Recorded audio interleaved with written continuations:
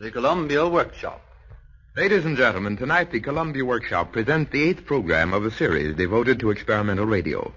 Your letters on last week's program, in which we dramatized Jonathan Swift's The Voyage to Brobdingnag from Gulliver's Travels, were very interesting and welcome. Thank you. Tonight, the workshop is proud to turn over its resources to Orson Welles. Some months ago, Mr. Welles produced Shakespeare's Macbeth for the Federal Theater. It was received with the most enthusiastic response accorded Shakespearean production in years. He is now busily engaged rehearsing for one of the leading roles in Sidney Kingsley's new play, 10 Million Ghosts, and also producing his own version of a French farce called Horse Eats Hat. Between both rehearsals, he has managed to write a book called Everybody's Shakespeare. We have asked Mr. Welles to arrange and produce Shakespeare's Hamlet for the workshop. He will also play the leading role. But first, a word from Mr. Welles. In deciding to present an abbreviated version of Hamlet, the Columbia Workshop found itself facing a considerable dilemma. Would it be feasible, we wondered, to give merely the plot in our short space of time, or should we concentrate on certain well-known passages and let the story proceed confusingly? Our final decision was this: to present to you the first 2 acts of the play, retaining, whenever possible, the most notable scenes in their entirety, and giving you, we hope, a clear, dramatic statement of the causes of Hamlet's tragedy. Hamlet by William Shakespeare.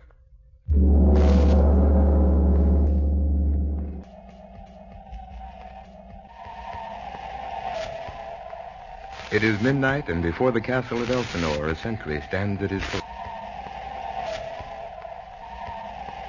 Hey, answer me. Stand and unfold yourself. Long live the king. Bernardo? He.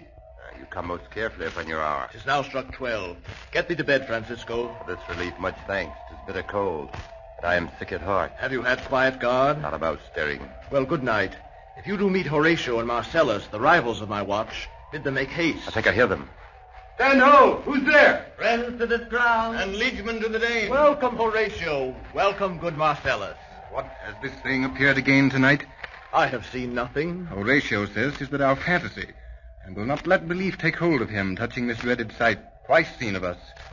And therefore I have entreated him along with us to watch the minutes of this night, that if again this apparition come, he may approve our eyes and speak to it. Tush, 'twill not appear. Sit down a while, and let us once again assail your ears that are so fortified against our story, what we have 2 nights seen. Well, sit we down, and let us hear Bernardo speak of this.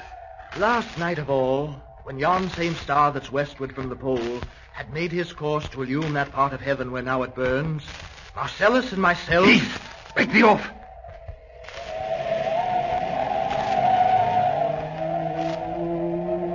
Look, where it comes again. In the same figure like the king that's dead. Shall I strike at it with my partisan? No, it will not stand. It's here! It's here!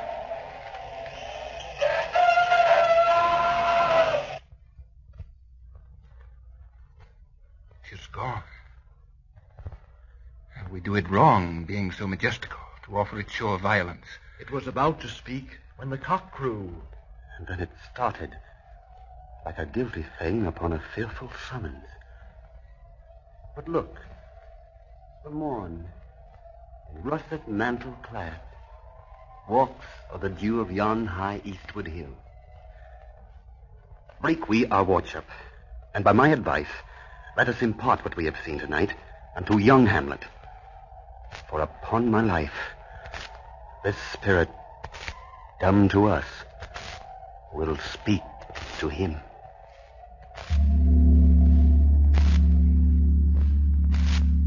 In the great hall of the castle, the court is assembled.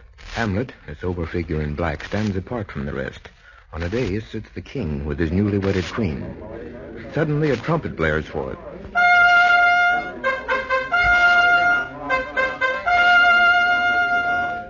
And the king rises.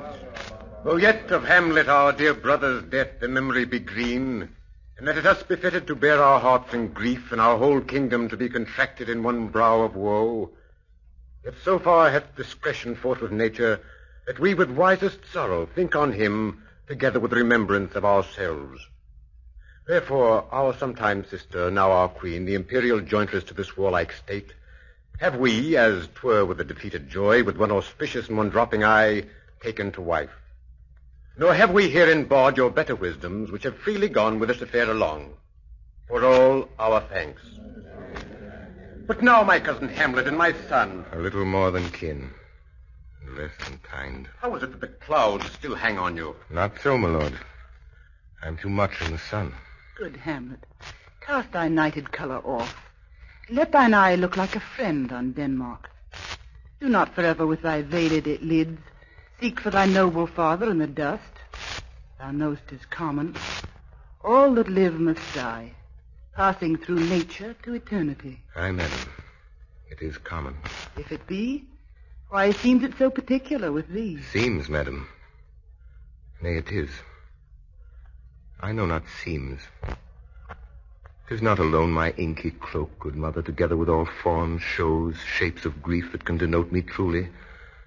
These indeed seem, for they are actions that a man might play.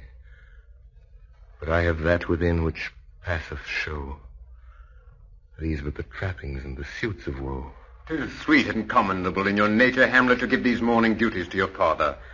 But you must know your father lost a father, that father lost his, and the survivor bound in filial obligation for some term to do obsequious sorrow. But to persever in obstinate condolement is a course of impious stubbornness. For your intent in going back to school in Wittenberg, it is most retrograde to our desire. And we beseech you, bend you to remain here in the cheer and comfort of our eye, our chiefest courtier, cousin, and our son. Let not thy mother lose her prayers, Hamlet. I pray thee, stay with us. Go not to Wittenberg. I shall in all my best obey you, madam. Why, 'tis a loving and a fair reply. Be as ourself in Denmark. Madam, come, this gentle and unforced accord of Hamlet sits smiling to my heart. Come, away.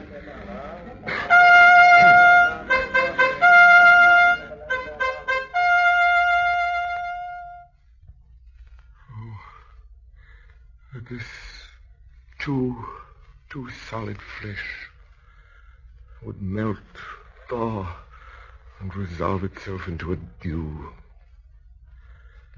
Or that the everlasting had not fixed his cannon against self-slaughter. Oh, God, how weary, stale, flat, and unprofitable seem to me all the uses of this world. Fie on it. 'Tis an unweeded garden that grows to seed. Things rank and gross in nature possess it merely. That it should come to this. But 2 months dead, nay, not so much, not 2. So excellent a king that was to this Hyperion to a satyr. So loving to my mother that he might not beteem the winds of heaven visit her face too roughly. Heaven and earth must I remember. Why, she would hang on him, as if increase of appetite had grown by what it fed on.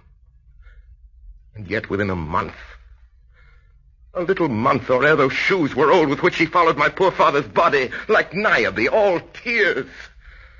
Why, she, even she, God, beast that once discourse of reason would have mourned longer. Married with my uncle, my father's brother, but no more like my father than I to Hercules. Within a month. Ere yet the salt of those most unrighteous tears that left the flushing in her galled eyes, she married. Most wicked speed. To post with such dexterity to incestuous sheets. 'Tis not, nor it cannot come to good. But break my heart. For I must hold my tongue. Hail to your lordship. I'm glad to see you well. Horatio, or I do forget myself. The same, my lord. And your poor servant ever. Sir, my good friend, I'll change that name with you. And what make you from Wittenberg, Horatio? Marcellus. My good lord. Bernardo, I'm very glad to see you. Good evening, sir. But what in faith make you from Wittenberg? My lord, I came to see your father's funeral. I pray thee do not mock me, fellow student. I think it was to see my mother's wedding. Indeed, my lord, it followed hard upon. Thrift, Horatio, the funeral baked meats did coldly furnish forth the marriage tables. Would I had met my dearest foe in heaven, or ere I'd seen that day, Horatio. My father. Methinks I see my father. Oh, where, my lord? In my mind's eye, Horatio. I saw him once. He was a goodly king. He was a man. Taken for all in all. I shall not look upon his like again. My lord, I think I saw him yesternight. Saw who? My lord, the king, your father. The king, my father? 2 nights together. Had these gentlemen, Marcellus and Bernardo, on their watch, in the dead vast and middle of the night, been thus encountered. A figure, like your father, armed at point exactly cap a pie, appears before them, and with solemn march goes slow and stately by them. This to me in dreadful secrecy impart they did, and I, with them, the 3rd night kept the watch, where, as they had delivered, both in time, form of the thing, each word made true and good, the apparition comes. I knew your father. These hands are not more like. But where was this? Lord, upon the platform where we watched. It's very strange. Indeed, my honored lord, 'tis true. Indeed, sirs, but this troubles me. I'll do the watch tonight. We do, me lord. Answer you. My lord. From top to toe. Me lord, from head to foot. I will watch tonight. Perchance to walk again. I warrant it will. If it assume my noble father's person, I'll speak to it, though hell itself should gape and bid me hold my peace. So fare you well at once. Upon the platform, twixt 11 and 12, I'll visit you. Our duty to your honor. My father's spirit in arms. All is not well. I doubt some foul play. Would the night were come. Till then, sit still, my soul. Foul deeds will rise, though all the earth o'erwhelm them to men's eyes.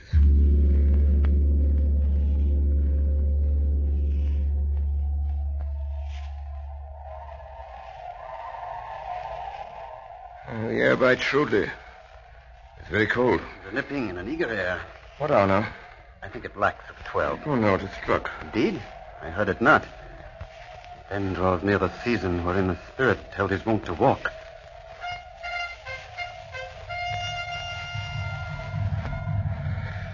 What did this mean, my lord? Oh, the king doth wake tonight and takes his rouse, and as he drains his draughts of Rhenish down the kettle drum and trumpet doth bray out the triumph of his pledge. Is the custom? Aye, it is. But to my mind, though I'm native here, and to the manner born, it is a custom more honored in the breach than the observance.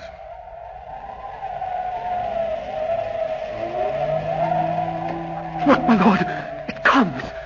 Angels and ministers of grace, defend us. Be thou a spirit of hell for goblin damned. Thou comest in such a questionable shape that I will speak to thee. I'll call thee Hamlet, king, father, royal Dane. Oh, answer me. Let me not burst in ignorance, but tell why thy canonized bones, hearsed in death, have burst their cerements. Why the sepulchre wherein we saw thee quietly inurned hath oped his ponderous and marble jaws to cast thee up again. What may this mean? Say, why is this? Wherefore? What should we do? It waves you to a more removed ground. But do not go with it. No, by no means. It will not speak. Then I will follow it. Do not, my lord. Why, what should be the fear? I do not set my life at a pin's fee. It waves me forth again. I'll follow it. You shall not go, my lord. Hold off your hand. They rule, you shall not go. My faith cries out and makes each petty artery in this body as hardy as the Nemean lion's nerve. Still am I called. Unhand me, gentlemen. By heaven, I'll make a ghost of him that lets me. I say away. Go on. I'll follow thee.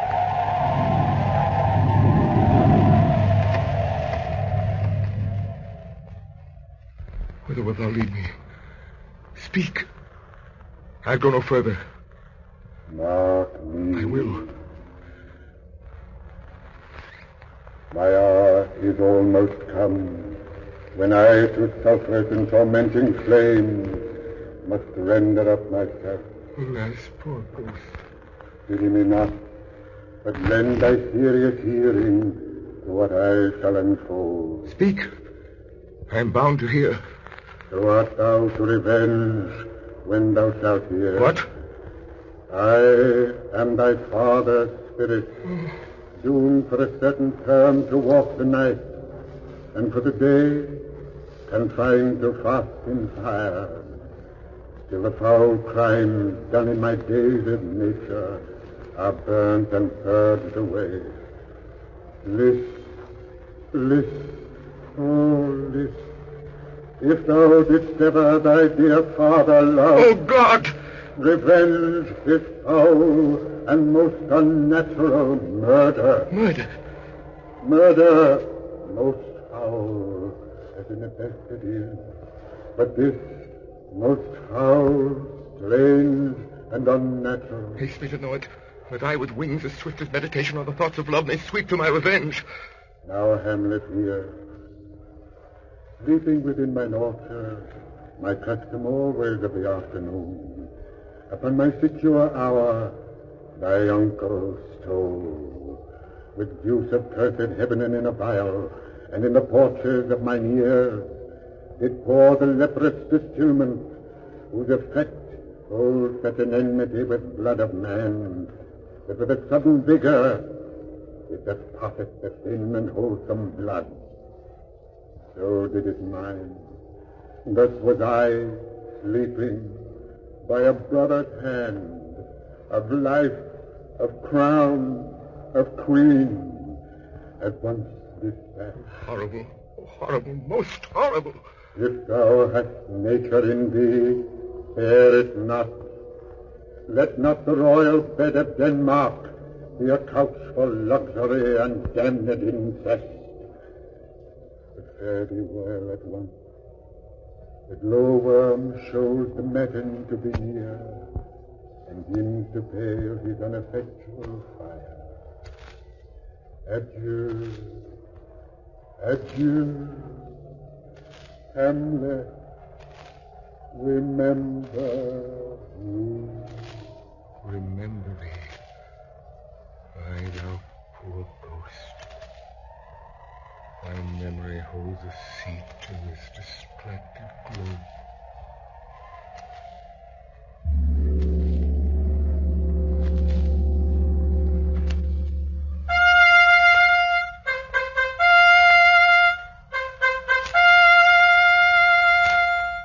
Welcome, dear Rosencrantz and Guildenstern. Moreover, that we much did long to see you, the need we have to use you did provoke our hasty sending. Something have you heard of Hamlet's transformation? What it should be, more than his father's death, that thus hath put him so much from the understanding of himself, I cannot dream of. I entreat you both, that being of so young days brought up with him, that you vouchsafe your rest here in our court some little time. So by your companies to draw him on to pleasures, and to gather whether aught to us unknown afflicts him thus, that opened lies within our remedy. Good gentleman, he much hath talked of you, and sure I am two men there are not living to whom he more adheres. We here give up ourselves in the full bent, to lay our service freely at your feet to be commanded. Thanks, Guildenstern, and gentle Rosencrantz. And I beseech you instantly to visit my too much changed son. Go, some of you, and bring these gentlemen where Hamlet is. Heavens make our presence and our practices pleasant and helpful to him. Aye. Amen. My liege and madam. Now, what says Polonius, our Lord Chamberlain? He tells me, dear Gertrude, that he hath found the head and source of all your son's distemper. I doubt it no other than the main. His father's death and our o'er-hasty marriage. My liege and madam, to expostulate what majesty should be, what duty is, why day is day, night night, and time is time, were nothing but to waste night, day, and time. Therefore, since brevity is the soul of wit, I will be brief. Your noble son is mad. Mad, call I it, for to define true madness, what is to be nothing else but, mad. But let that go. More matter, with less art. Madam, I swear I use no art at all. That he is mad, 'tis true. 'Tis true, 'tis pity, and pity 'tis true. And now remains that we may find out the cause of this effect, or rather say, the cause of this defect. How may we try it further? You know, sometimes he walks 4 hours together here in the lobby. So he does indeed. And look, where sadly the poor wretch comes reading. Away, I do beseech you, both away. I'll board him presently. Oh, give me leave. How does my good Lord Hamlet? Well, God of mercy. Do you know me, my lord? Excellent well. You are a fishmonger. Not I, my lord. Then I would you were so honest a man. Honest, my lord? Why, sir, to be honest as this world goes is to be one man picked out of 10,000. What do you read, my lord? Words. What is the matter, my lord? Between who? I mean the matter that you read, my lord. Slander, sir, for the satirical rogue says here that old men have gray beards, that their faces are wrinkled, their eyes purging thick amber and plum tree gum, and that they have a plentiful lack of wit, together with most weak hands. Though this be madness, yet there is method in it. Will you walk out of the air, my lord? Aye, into my grave. Indeed, that is out of the air.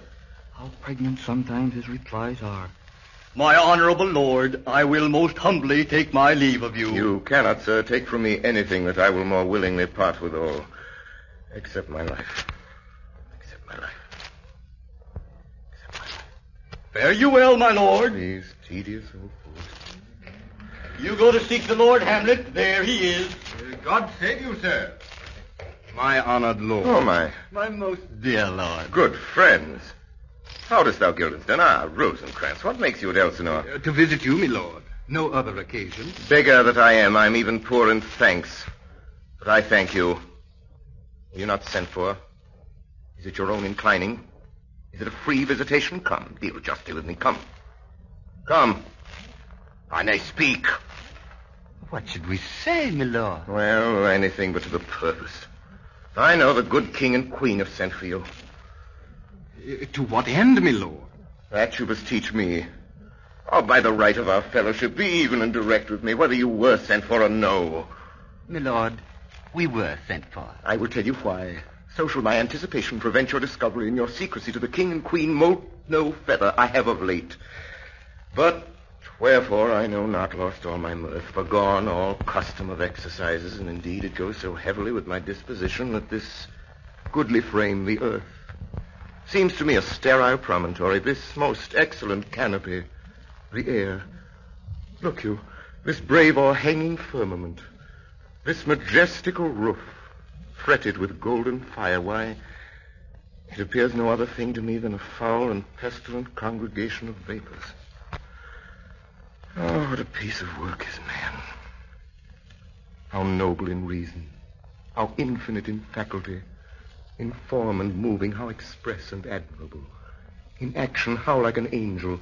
In apprehension, how like a god, the beauty of the world, the paragon of animals. And yet, to me, what is this quintessence of dust? Man delights not me.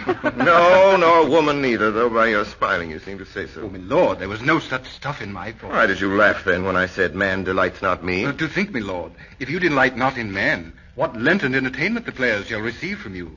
We courted them on the way, and hither are they coming to offer you services. He that plays the king shall be welcome. His majesty shall have tribute of me. There are the players. Ah, your hands then. Come, you're welcome. But my uncle, father, and aunt, mother are deceived. In what, my dear lord? I am but mad north-northwest. When the wind is southerly, I know a hawk from a handsaw. Well be with you, gentlemen. Hark you, Guildenstern, and you too, Rosencrantz. That great baby you see there is not yet out of his swaddling clouts. I will prophesy he comes to tell me of the players' market. My lord, I have news to tell you. My lord, I have news to tell you. When Rochus was an actor... Oh, the actors are come hither, my lord. Buzz. The best actors in the world, either for tragedy, comedy, history, pastoral, pastoral, comical, historical, pastoral, tragical, historical, tragical, comical, historical, pastoral, scene indivisible, or poem unlimited. You are welcome, master. I'm glad to see thee well. Come, we'll have a speech straight. Give us a taste of your quality. Come, a passionate speech. What speech, my lord? I heard thee speak me a speech once, but it was never acted, or if it was, not above once. The play I remember pleased not the million. 'Twas caviar to the general. One speech in it I chiefly loved. 'Twas Aeneas's tale to Dido. If you live in your memory, begin at this line. Let me see. The rugged Pyrrhus, like the Hyrcanian beast. Not so.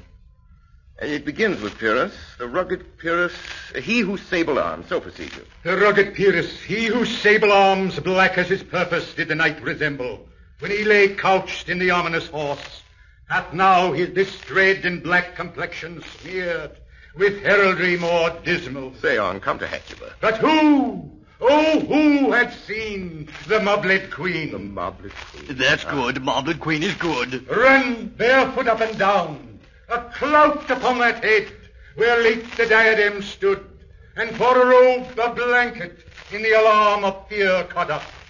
But if the gods themselves did see her, then when she saw Pyrrhus make malicious sport in mincing with his sword her husband's limbs, the instant burst of clamor that she made would have made milch the burning eyes of heaven and passion in the gods. Look, whether he has not turned his color and has tears in his eyes. Pray you, no more. That is well. I'll have thee speak out the rest soon. Good my lord, will you see the players well bestowed? Come, sir. Follow him, friend. We'll hear a play tomorrow.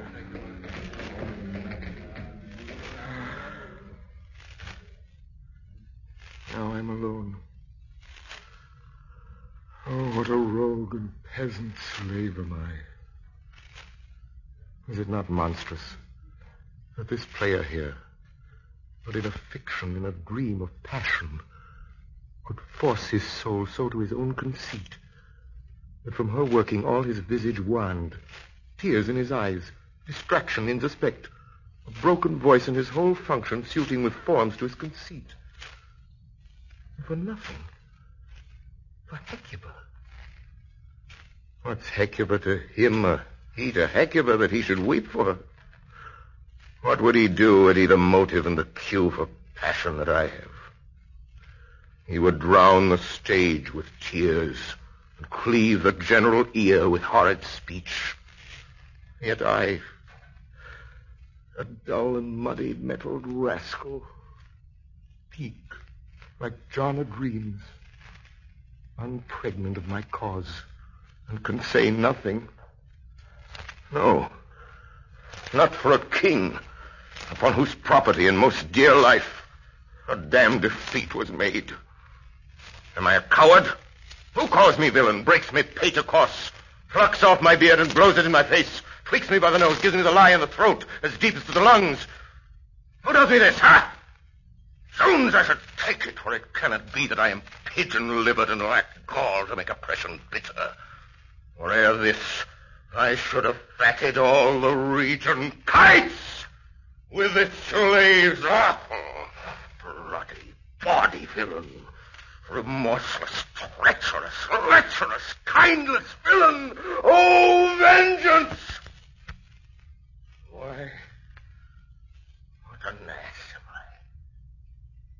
This is most brave that I, the son of a dear father murdered, prompted to my revenge by heaven and hell, must like a board unpack my heart with words and fall a-cursing like a very trap. Scullion, fie upon it, fie. About my brain, I have heard that guilty creatures sitting at a play have by the very cunning of the scene been struck so to the soul that presently they have proclaimed their malefactions. I'll have these players play something like the murder of my father before my uncle.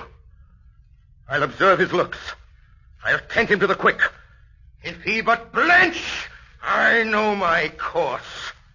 The spirit I have seen may be the devil, and the devil hath power to assume a pleasing shape, yea, and perhaps out of my weakness and my melancholy, and he is very potent with such spirits, abuses me to damn me. I'll have grounds more relative than this. The play's the thing wherein I'll catch the conscience of the king.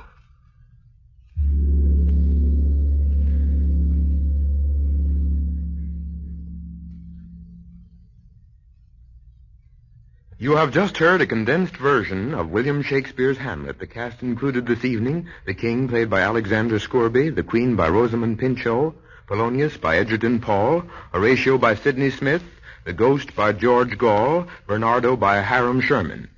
This program was arranged and directed by Orson Welles. Irving Reis directed the radio effects. The Columbia Workshop would appreciate your comments on this production.